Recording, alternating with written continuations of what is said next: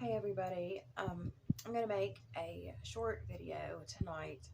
This is attempt number 3 after the 2 videos of the day I almost died.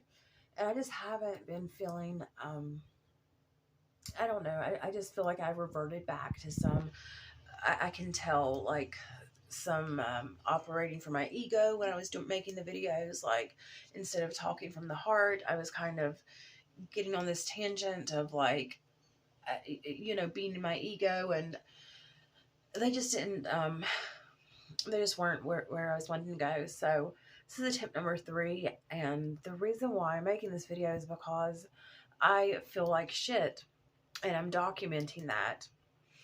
Like, I have this random cold that just hit me this morning out of nowhere. I haven't even been around anyone that's been sick, and I have, like, feels like the flu. My throat's sore, and I just feel stuffy and, like, congested, and then I got, it's gonna be, like, hard to talk about without even crying.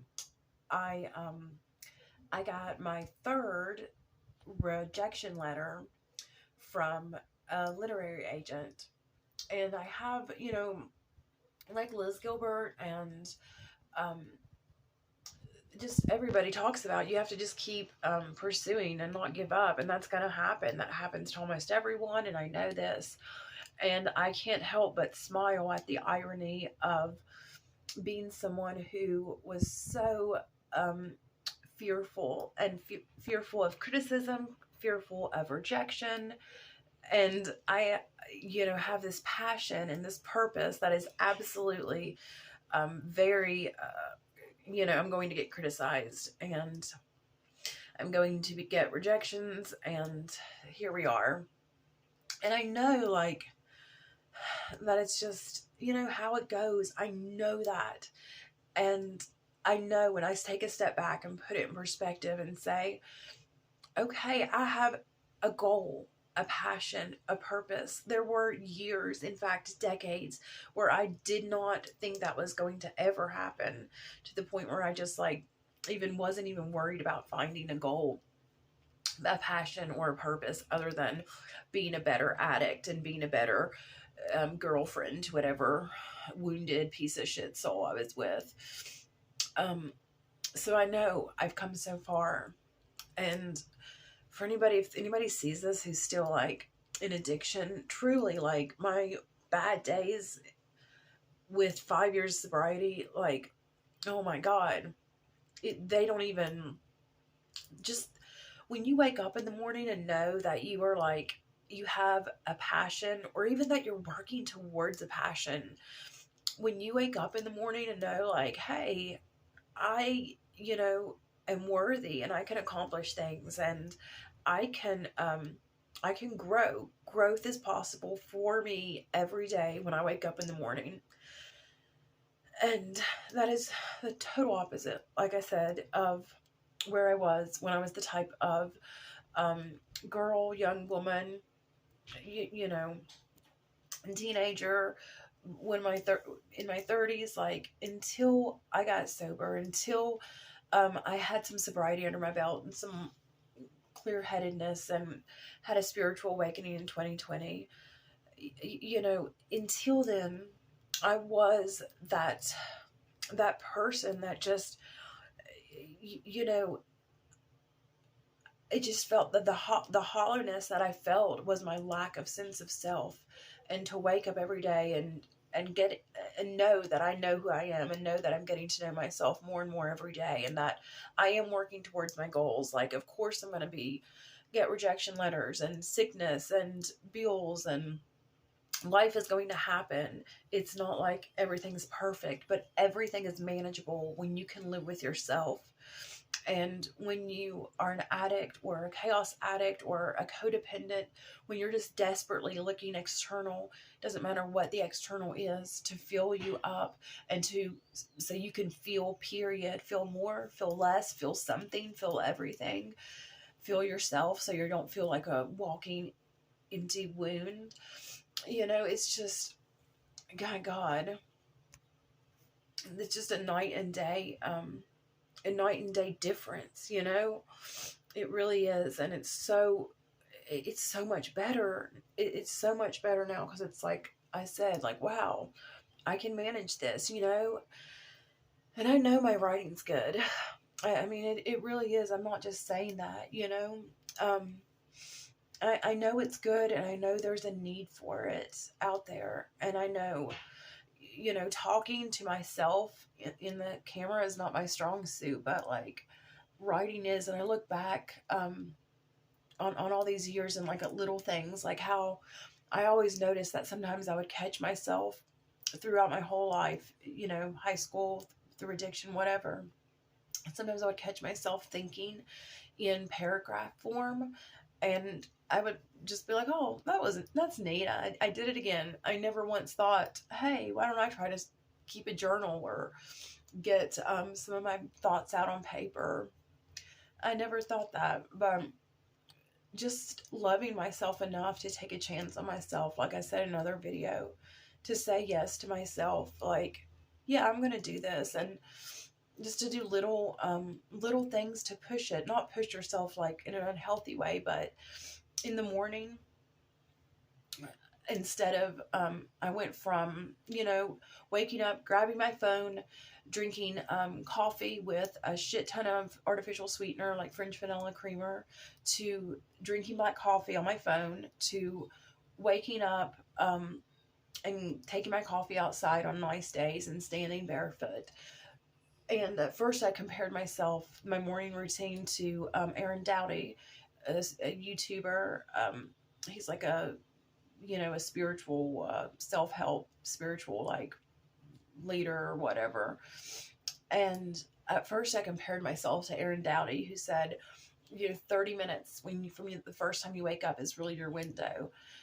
And there was, you know, several months where I was, like, oh my God, I was like kicking myself for not being able to fully wake up and do meditation within that 30-minute window. And then I was like, you know what? Aaron Doughty is a multimillionaire who I'm pretty sure doesn't have children. Big difference. Big difference. I'm going to do what I can do and take my morning routine to the next level, without trying to force myself into someone else's, you know, idea or box or suggestion. And now I take my black coffee, quit drinking artificial sweetener, and now I take my black coffee outside. And just little things like that. I tried the cottage cheese trend, the like faux cottage cheese protein ice cream. Amazing, you know? Just little things like that. My God, when you say yes to yourself, life opens up to you. And I go back and forth, not often, but like I said, it is a down day, and I will have my sense of self at the end of the day. I will get over my cold. I will, you know, good days are to come. And like I said, growth is possible. Bottom line, growth is possible. That is amazing. You just have to know, even if you don't think you are, just know, hey, I'm wrong in thinking that I'm unworthy. I am worthy of life and happiness, and there is a passion for me, you know? And just trust that your soul knows, and that you'll get these clues. You just kind of have to be open and receptive to see glimpses of yourself. You know, if we knew who we were, if we knew God, if we knew that we are made in God's image and that God resides in us and that we are all gods and goddesses, and that, you know, and this is our passion. This was what we've reincarnated in this life. We're been placed on this earth at this moment in time to do. If we knew all that, we couldn't grow. We couldn't learn. You know, we couldn't. It would just be like, I mean, how would God experience anything? There would be no want, there would be no desire, there would be no thrill of accomplishment and sense of accomplishment, thrill of discovery. You know, it would be boring. It really would. And I know that, and that's what I'm going to keep in mind. And that is my base point. You know, I've come so far and I'm going so much further. And within 5 years, I went from being almost killed by my lover, being a full-blown, hopeless, helpless, IV drug addict, being a homeless, sex worker, street prostitute. I'll just go ahead and say it, the person that I dated before the guy that tried to kill me, the the whole reason I met the guy, that my boyfriend who tried to kill us both, the only reason I met him was through my ex. My ex, you know, was someone I was with for many years. Every year I was in full-blown addiction, and he became my pimp too. And I didn't think that. I thought, oh, you know, we're in love and we're just going through this thing together. But no, it was straight up him. He did nothing. I did everything.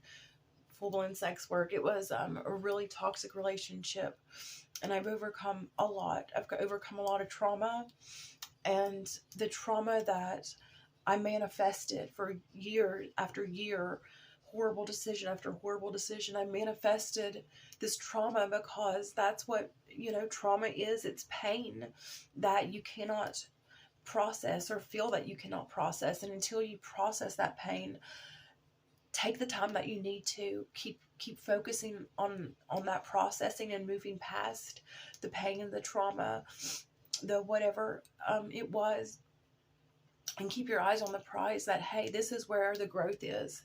The worst events, the worst moments have the greatest opportunity for growth.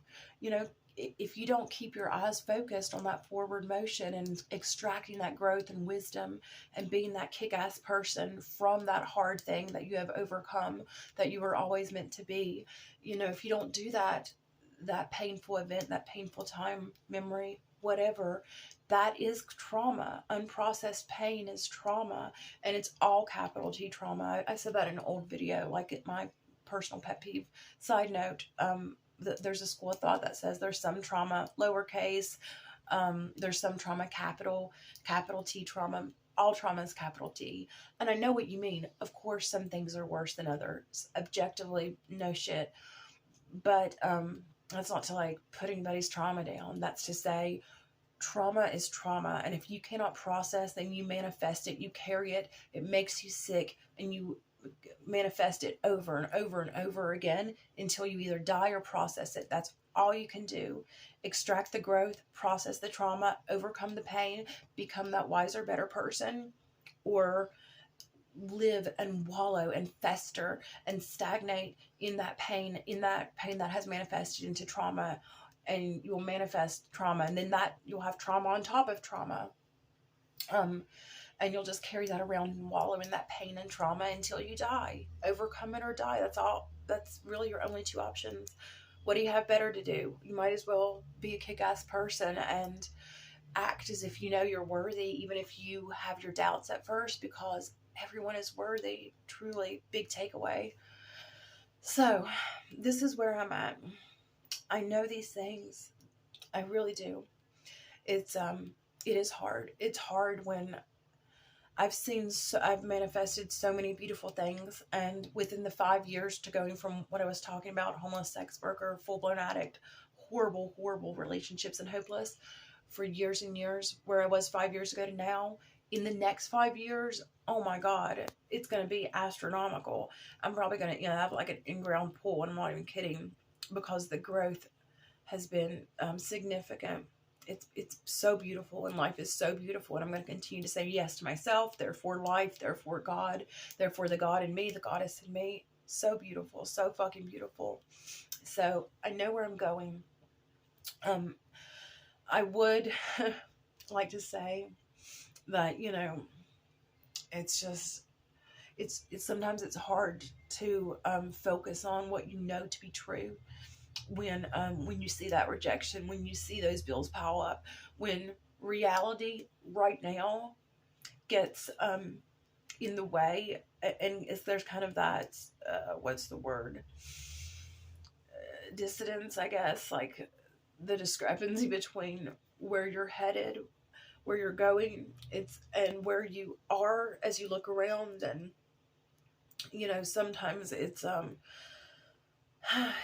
difficult, and it's such a roller coaster of emotions to open up, to see the agent that I submitted to see her name in my email. My heart literally skips a beat.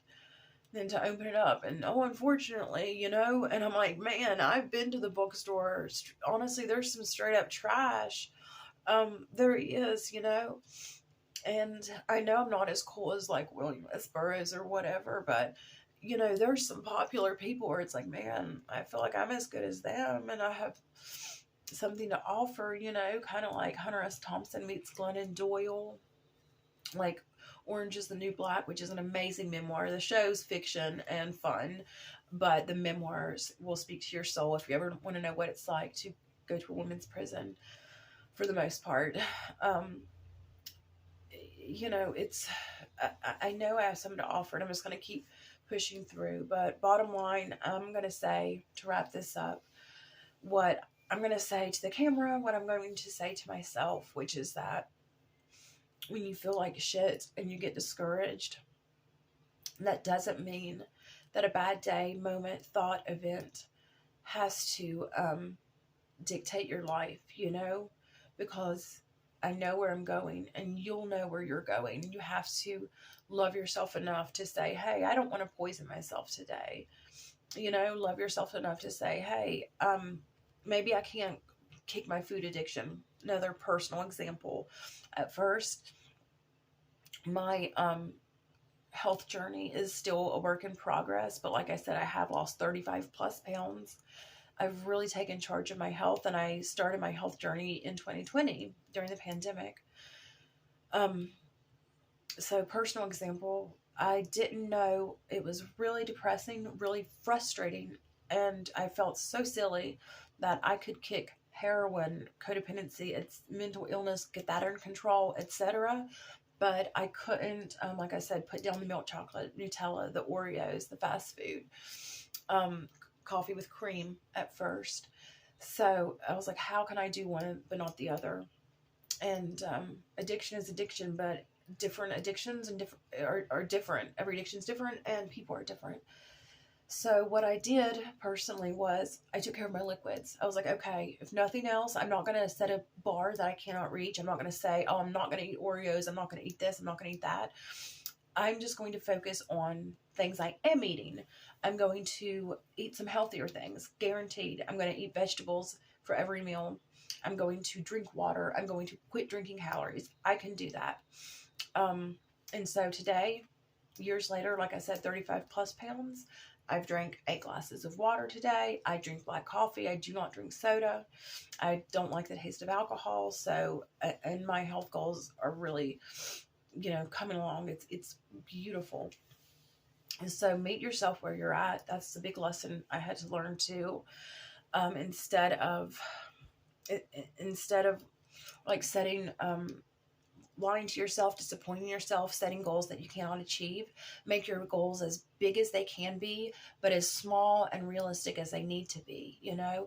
And when you are a full-blown food addict, have a really unhealthy relationship with food, eating, body image, as I did my whole life, very unhealthy.